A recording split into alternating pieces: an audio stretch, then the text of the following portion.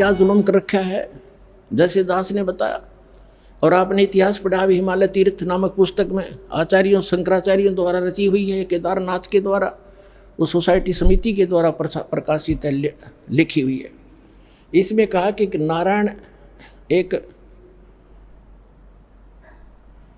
एक नर और नारायण नाम के दो भगत थे, और वो तपस्या कर रहे थे शिव जी की। वो करें किसकी, जो कर ही रहे थे, भक्ति आकर खड़ा हो गया, यूं काल आ गया शिव रूप धारण करके, और उनके मन में प्रेरणा कर दी।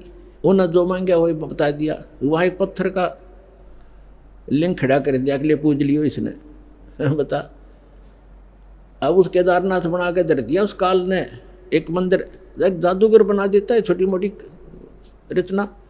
एक बार विश्वामित्र ने इतनी तपस्या कर ली कि वो एक अपने भगत को स्वर्ग भेजना चाहता था, उसको लोग अछूत कहते थे, तो इंद्र ने उसको रिजेक्ट कर दिया, वापस भेज दिया। तब उसको पता चला तो उसने न्यारा स्वर्ग रचने की ठान ली और अपनी सिद्धि छोड़ने लगा। तभी इंद्र ने आके अक्षमा याचना की कि वहाँ झगड़ा हो जाएगा, दो स्वर्ग बनेंगे, हमारा जो है ना शांति भंग हो जाएगी, आप ऐसा ना करो। तो ये तो एक ऋषि कर देता है, छोटी मोटी कहानी। क्या इससे मोक्ष हो गया? एक पत्थर का टुकड़ा स्थापित कर दिया लिंग, और उसको कह दिया तुम इसने पूजे जाइयो। ये काल का जाल है, और यह आज आपके सामने भी हो रहा है। उसके बाद क्या हुआ, आगे कथा सुनाते हैं। ये कैसे छल करता है जीव के साथ। ये तो केदारनाथ की स्थापना आपने सुन ली कि नर और नारायण नाम के दो ऋषि भक्ति करें थे। यू आकर खड़ा हो गया काल के मांगो क्या मांगते हो। उन्होंने क्या मांगा कि आप यहीं रहियो, पत्थर का एक, तो उसने पत्थर का लिंग बना दिया, किसी ने पूज लियो, और वो खिस गया। अब मारे जाओ माथा उस पत्थर में, पूजने जाओ उसको। अब आगे एक और अजब कहानी आपको सुनाते हैं हिमालय तीर्थ के अंदर, देखिएगा। ये है हिमालय तीर्थ, वो पुस्तक जो हिमालय तीर्थ है ये, और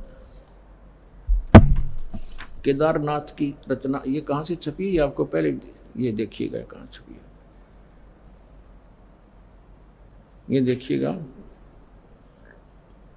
जेपी नबूरी, उप मुख्य कार्यकारी, श्री बद्रीनाथ केदारनाथ मंदिर समिति, ये ट्रैक्स एंड टूर्स कोलकाता, ये यहाँ से छपी है। Himalaya Tirth, a book on pilgrims by JP नबूरी, ये सारा रंजू चक्रवर्ती प्रकाशक हैं, 76A/1, बामा चंद्राय रोड, कलकत्ता। जेपी नबूरी ग्रंथ तो मुद्रक हैं, गिरी प्रिंट सर्विस, कलकत्ता, कीमत इतनी, ये सारा। अब इसके हम यहाँ आते हैं।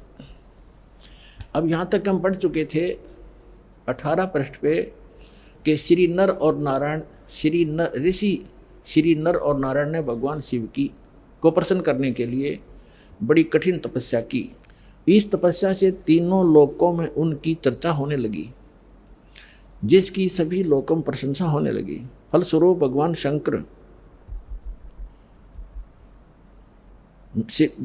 भगवान शंकर भी नर नारायण की तपस्या से प्रसन्न हुए, और उन्होंने प्रत्यक्ष प्रकट होकर ऋषियों को दर्शन दिए। उन दोनों ऋषियों ने भगवान भोलेनाथ के दर्शन से आनंद विभोर होकर स्तुतियों और मंत्रों से उनकी पूजा अर्चना की।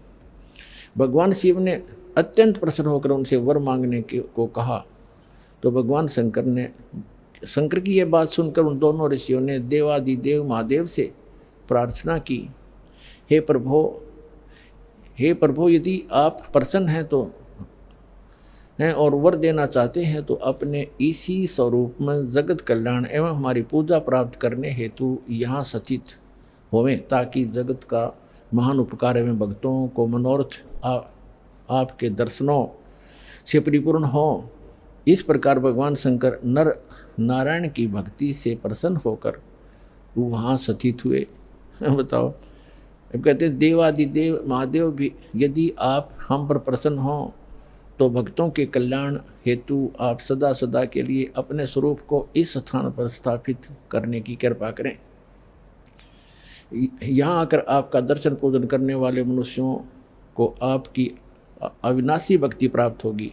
ऋषियों की प्रार्थना सुनकर भगवान शिव ने ज्योतिर्लिंग के रूप में वहाँ वास करना स्वीकार किया। भगवान शिव से वर मांगते हुए नर और नारायण ऋषियों ने इस ज्योतिर्लिंग और इस पवित्र स्थान के विषय में जो कुछ कहा हुआ है अक्सर से सत्य है। इस ज्योतिर्लिंग के दर्शन, पूजन तथा या स्नान दान करने से भक्तों, अब हम 19 पृष्ठ पर आगे हिमालय तीर्थ के लौकिक फलों की प्राप्ति के साथ साथ अचल शिव भक्ति और साथ ही मोक्ष की प्राप्ति भी सहज हो जाती है। हिमालय में केदार नामक पर्वत शिखर पर प्रतिष्ठित होने के कारण यह ज्योतिर्लिंग को श्री केदारेश्वर ज्योतिर्लिंग के नाम से जाना जाता है। केदार शब्द का शाब्दिक अर्थ ऐसे स्थान से होता है जहाँ दलदल एवं अति मात्रा में पानी हो। अब केदार क्षेत्र में यही स्थिति है, क्योंकि भगवान शंकर जलधारा प्रिय हैं। नर और नारायण ऋषियों के पश्चात अन्य ऋषि मुनि व भक्तों द्वारा यह ज्योतिर्लिंग पूजित रहा। तत्पश्चात महाभारत काल में पांडव गोत्र हत्या अर्थात महाभारत युद्ध में अपने भाई बंधुओं आदि की हत्या के पाप से मुक्ति हेतु यहाँ पर देवादिदेव महादेव की आराधना द्वारा की गई। अब पुण्यात्मा थोड़ा सा लिंक सुनाता हूँ।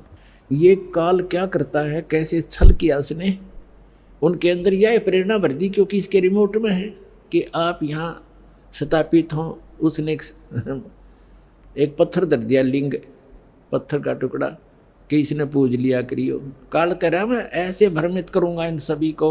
और इसमें यह भी प्रमाण दिया है कि वहाँ उसके दर्शन करने जाने वालों को लौकिक भी लाभ होगा इस लोक का, और उनके जो है उनको मोक्ष भी सहज प्राप्ति हो जाएगी। अब ये 15-20 हज़ार ने तो होगी मोक्ष प्राप्ति, वो मर गए बेचारे दब के दलदल में। तो पुण्यात्मा अब भी इतने ज़बरदस्त ठोकर लगी है मानव के, अब भी आंखें नहीं खुलेंगी तो आपने भांग घनी पी रखी है काल की। परमात्मा कहते हैं कबीर ये माया अटपटी सब गठान अड़ी, और किस किस को समझाऊं या कुएं भांग